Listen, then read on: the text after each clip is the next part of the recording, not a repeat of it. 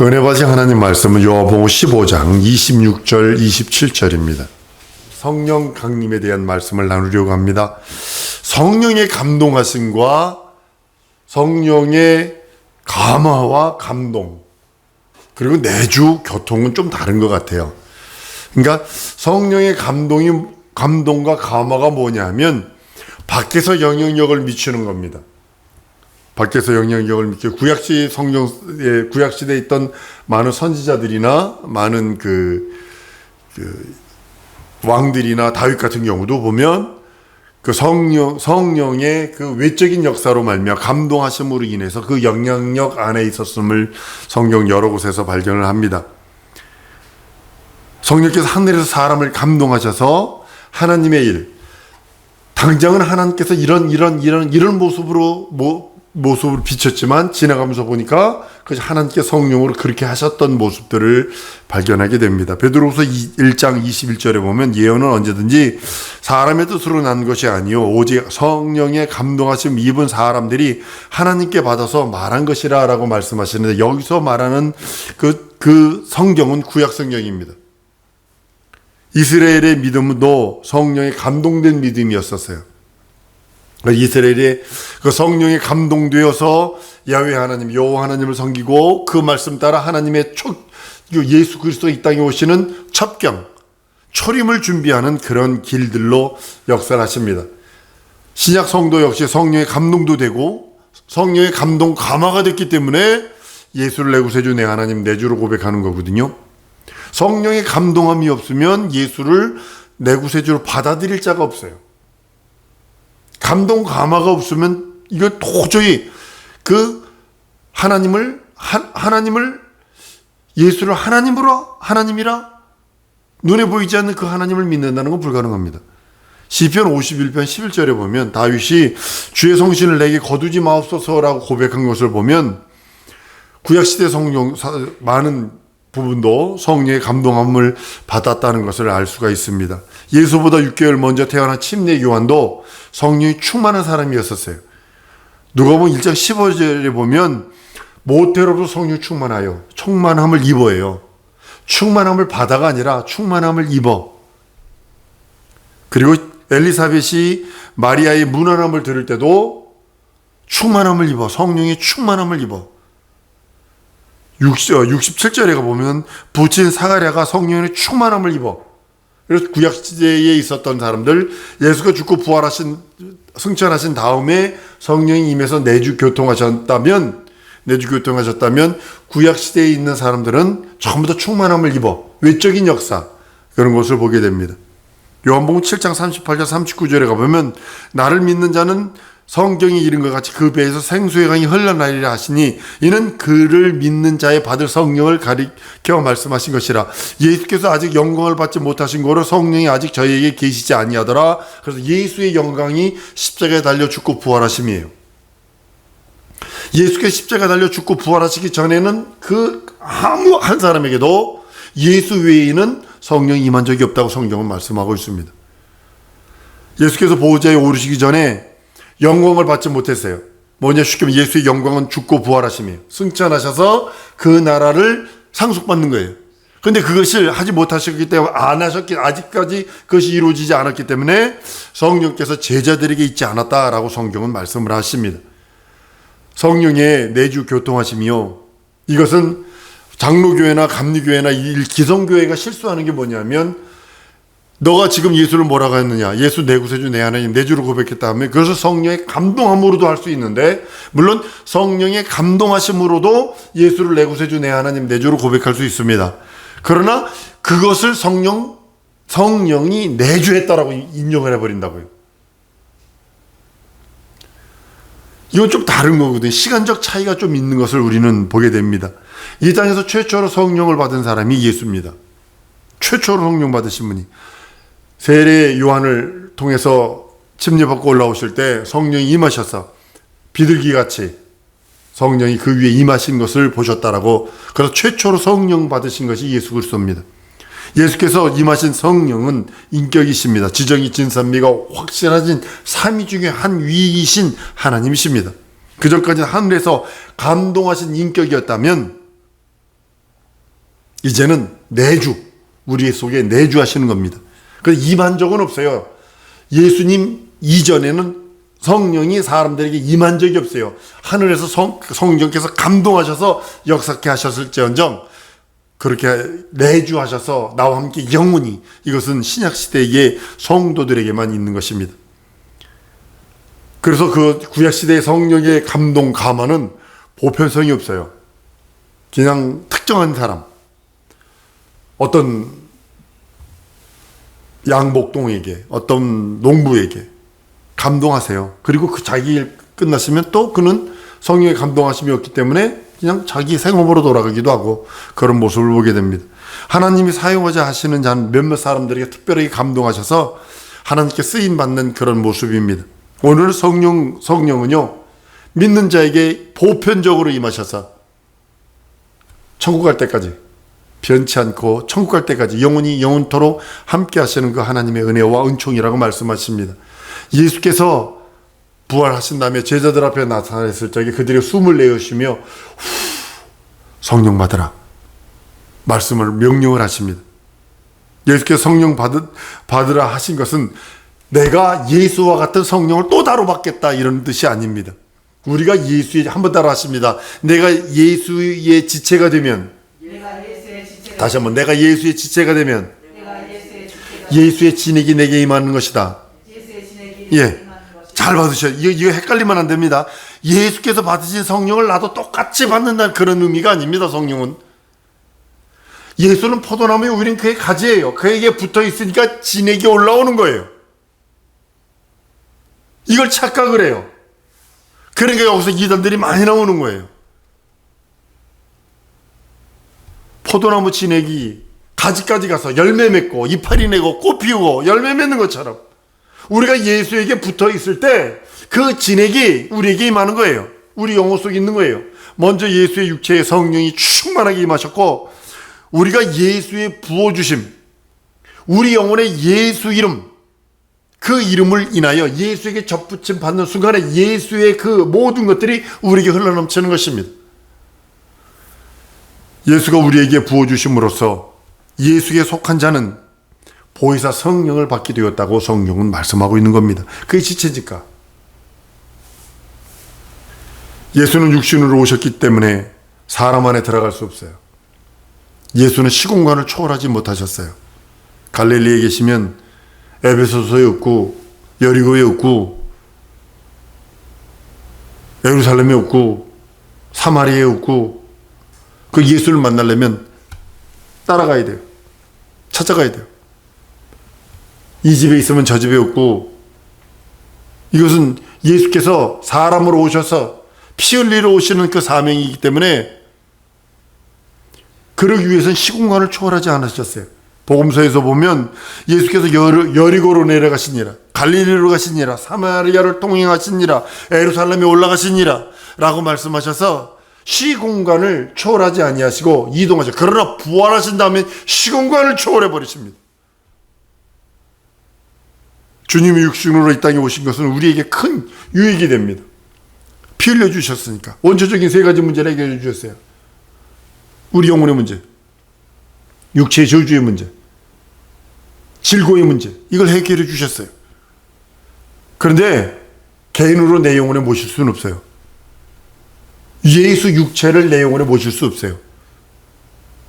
예수께서 부활 승천하시니까 그 이름을 주셔서, 예수 이름을 주셔서 예수 이름을 믿고 의지하는 자에게 보혜사 성령께서 오셔서 예수 이름으로 하나님을 뵙게 하셨다고 성경은 말씀하는 것입니다. 내가 떠나가는 것이 너희에게 유익하다. 성경은 계속 말씀합니다. 지금은 너희가 근심하나 내가 가는 것이 너희에게 유익하니 너희 마음이 기쁠 것이요 너희 기쁨을 빼앗을 자가 없다라고 요한복음 16장 22절에 말씀을 합니다. 예수님이 무덤에 계시는 동안에 배울 수 없었으나 부활하셔서 성령이 오시면 그 안에서 뵙게 된다는 겁니다.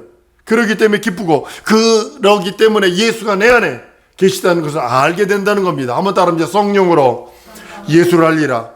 이것이 성경의 논리요, 예수님이 원하시는 것입니다.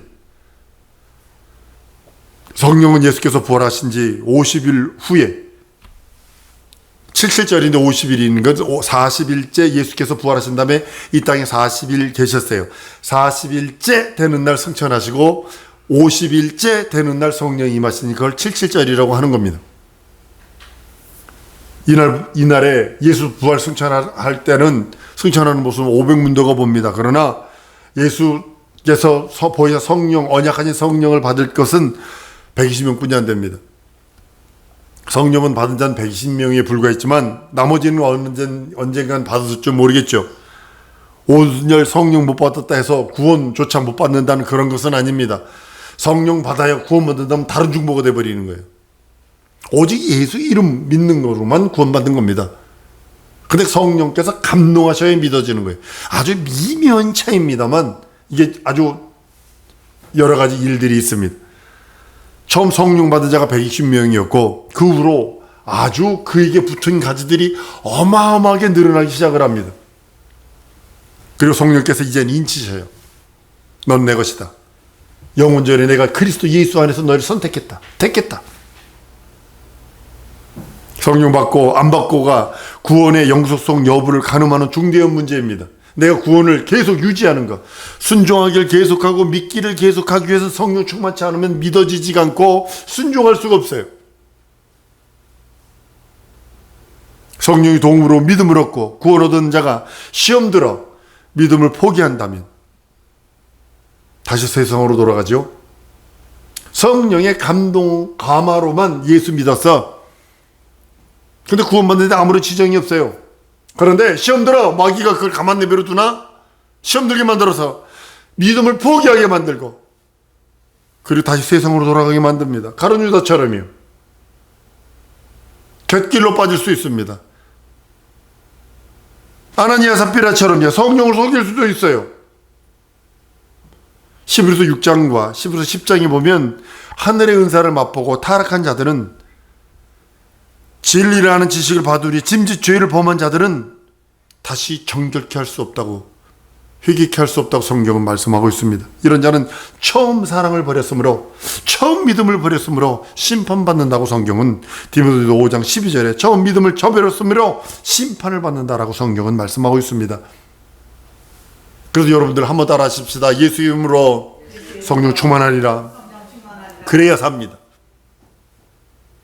또 믿음에서 떠나 후회되면 미혹에 하는 영과 귀신의 가르침을 쫓는데,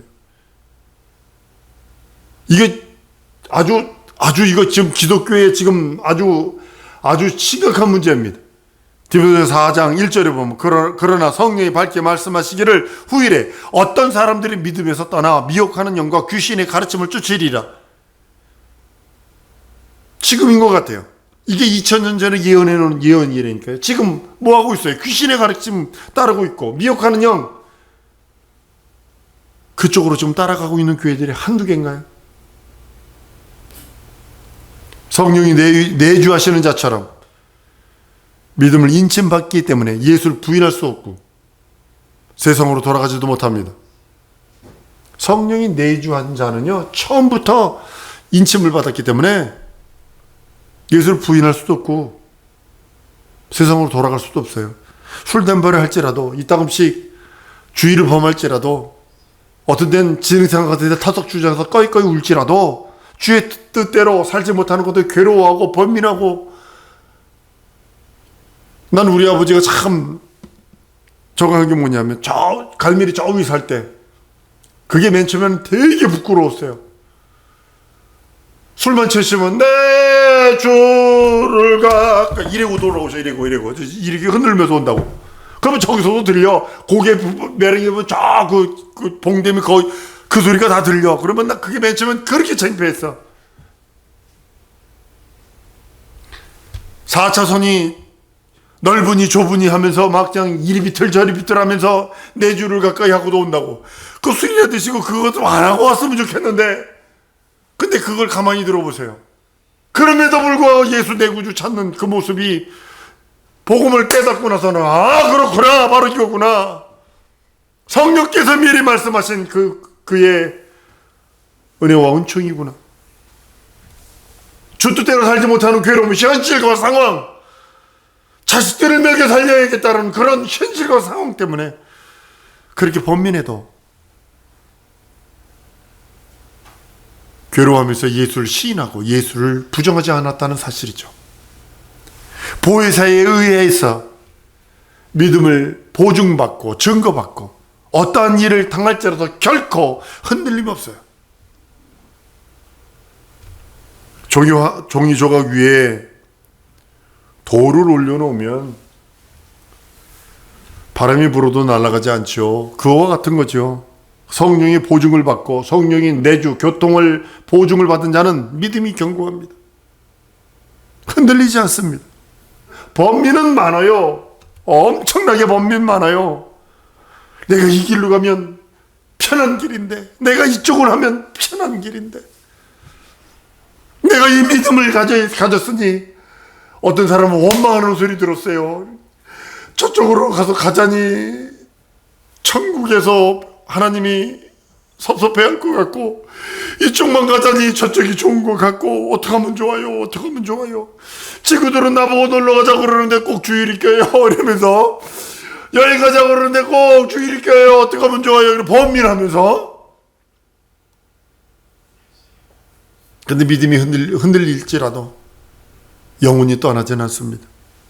은사로 소멸될 수 있어요. 그러나 보혜사 성령은 영혼이 떠나지 않습니다. 편치 않는 믿음이 내게 필요한 이유가 거기 있는 거예요. 성령은 예수의 보혜사입니다. 한번 따라하십니다. 성령은 예수님의 보혜사시다. 내 보혜사는 예수님이시다. 예, 명심하세요. 보혜사 성령은 예수 변호사예요. 예수를 변호하는, 이 보혜사라는 뜻의 경호자, 봉사자, 위로자, 변호자라는 뜻이 있어요. 네 가지 뜻이 있어요. 경호자라는 뜻도 있고, 봉사자라는 뜻도 있고, 위로자라는 뜻도 있고, 변호사라는 뜻도 있어요. 그런데요, 보혜사의 의미를 봉사자로 선택을 해버리면 인본주의가 되어버리는 거예요. 나를 위해서 봉사하는 게 성령이야. 내 가정을 위해서. 인본주의예요. 성령이 사람을 위해서 봉사한다고 말하게 되기 때문에 우리는 보혜사에 대한 예수님의 해석을 중시하셔야 합니다. 요한복음 16장 25절에 보면 성령이 오시면 그가 나를 증거할 것이라. 사도행 1절 8절에 보면 성령이 오면 너희가 나의 증인이 될 것이라. 제자들이 예수 부활 승천하시면 성령이 임한다며 두 가지를 아주 목숨 걸고 왔다 스데반 집에서 돌에 맞아 죽습니다. 그게 뭐냐면 예수 부활하셨다. 첫 번째가 예수 부활하셨다.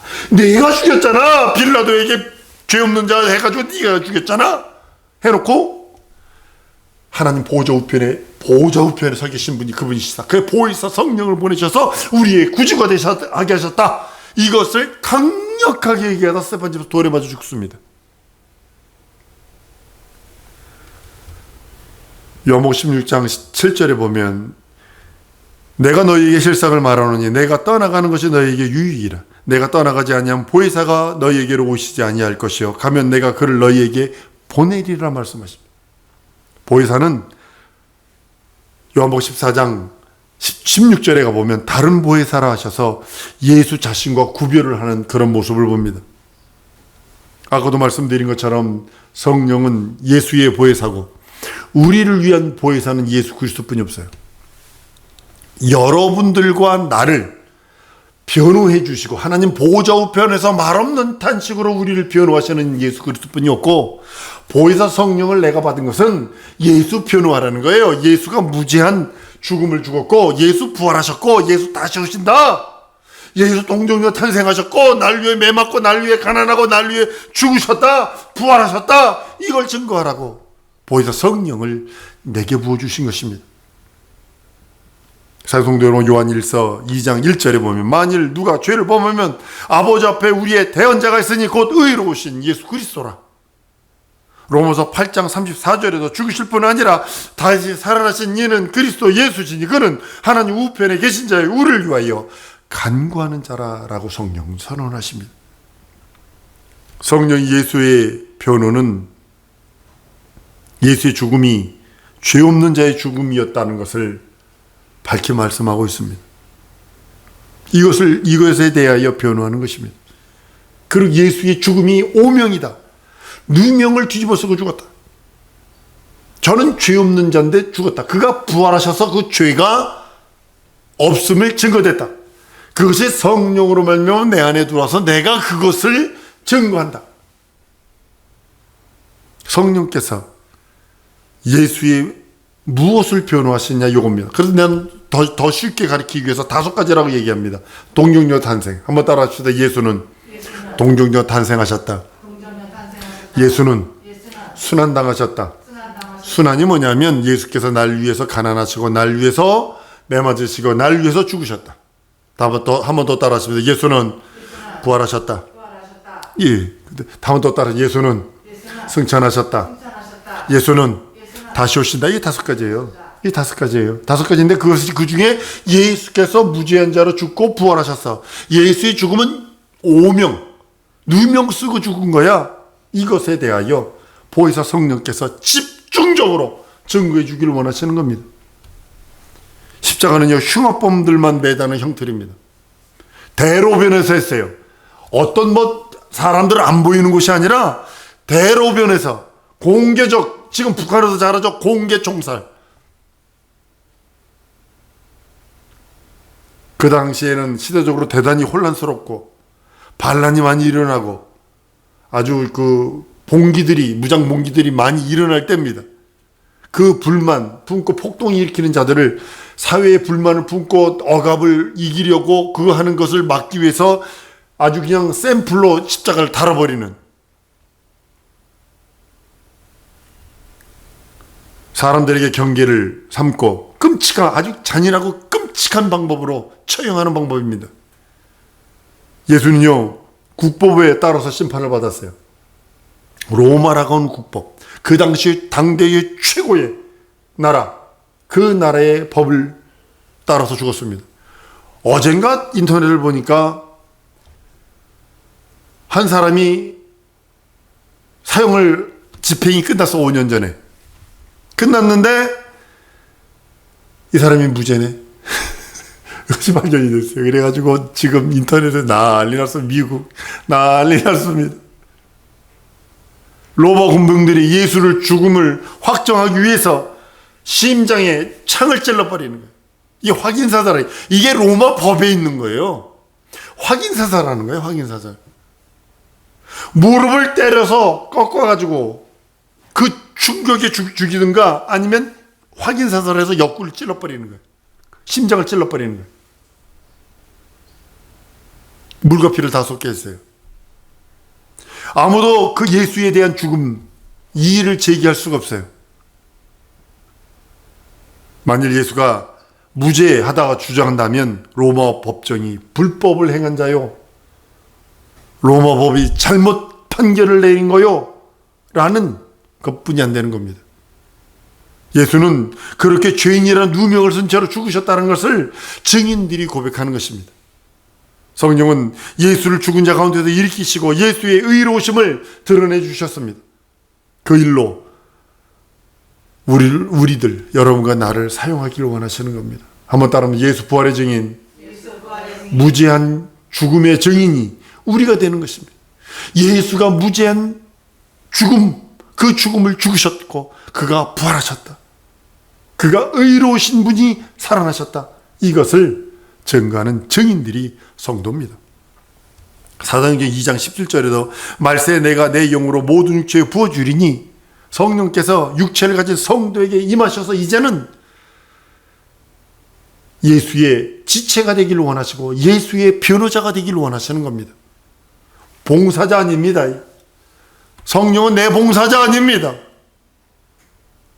사도행전 1장 5절에도 요한은 물로 침례를 베풀었으나 너희는 몇 날이 못되어 성령으로 침례를 받으리라.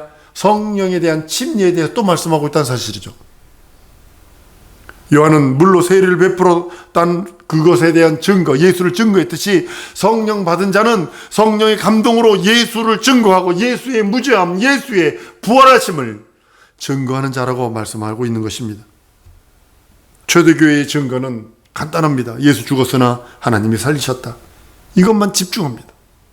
이것만 가서 어디 가서도 이것만 증거합니다. 사도 바울의 설교 내용을 요약해 보면 바로 요겁니다. 예수는 죽으셨어. 근데 예수는 부활하셨어.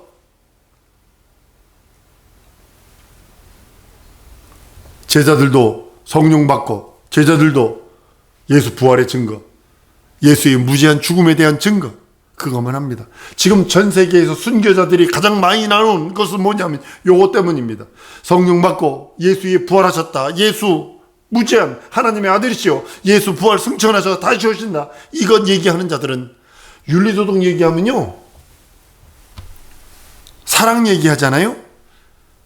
모슬림도 비방 안 합니다.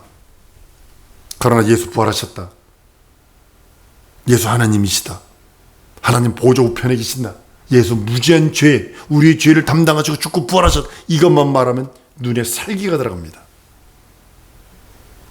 다릅니다. 지금부터 성령은 믿는 자에게 임하시고 예수의 부활과 승천과 재림을 증거하시는 영이십니다. 사성도 여러분, 성령의 감동하심이 없으면 여러분들 예수 증거하고 예수 변호할 수 없습니다. 예수 부활의 증거, 예수 다시 오심의 증거, 예수 우리의 죄에 누명 쓰시고 죽고 부활하신 거의 증거가 성령으로 충만하게 해달라고. 이 시간에 우리 기도할 때 하나님, 진정으로 예수의 증인 되기 원하고 내 영혼에 예수의 부활의 증거가 차고 넘치게 해달라고 다 같이 통성으로 기도하십니다.